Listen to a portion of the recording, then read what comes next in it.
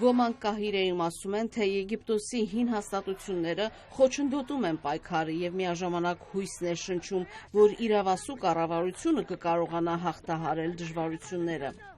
Եգիպտոսի պառակտվածությունը հաճախ ներկայացվում է որպես ուժային պայքար պաշտոնից դուրս մղված նախագահ Մոհամմեդ Մորսիի կողմնակիցների եւ հակառակորդների միջեւ։ 2011 թվականի հեղափոխության սկզբից ի վեր Եգիպտոսում ձևավորվել է հակահեղափոխական դավադրություն, ասում է Մորսիի աջակիցներից Ազատություն եւ արդարություն կուսակցության անդամ Մոհամմեդ Սուդանը։ Նա ասում է, որ Եգիպտոսի նախկին կառավարության նպատակն է վերականգնել ոստիկանապետությունը եւ բռնատիրությունը։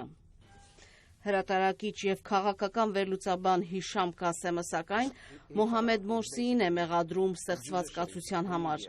Մորսին թշնամացել էր երկրի արդարադատության մարմինների, տեղեկատվության միջոցների, ոստիկանության եւ զինվորականության հետ, որոնք պետության գլխավոր սյուներն են։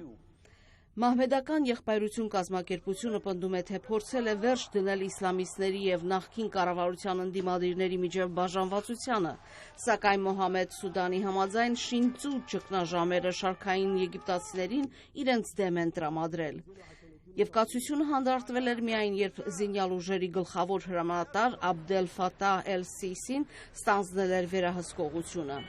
Սակայն քչերն են պաշտպանում այդ բողոքները, մեծամասնությունը այն կարծիքին է, որ իրավասու որևէ կառավարություն կկարողանա այդ դժվարությունները հաղթահարել։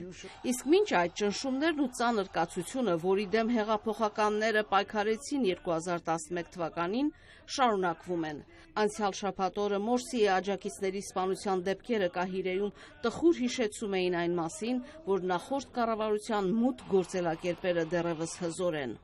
Արաքսիվան, Ամերիկայի ձայն, Վաշինգտոնից։